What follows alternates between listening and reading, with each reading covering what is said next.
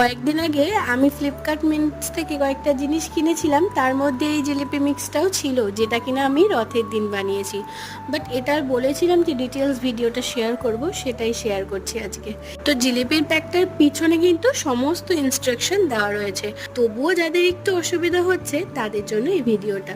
125 ml মতো বোধহয় জল দেওয়া ছিল, যেটা পরিমাপ অনুযায়ী প্যাকেটের গায়েই লেখা থাকে।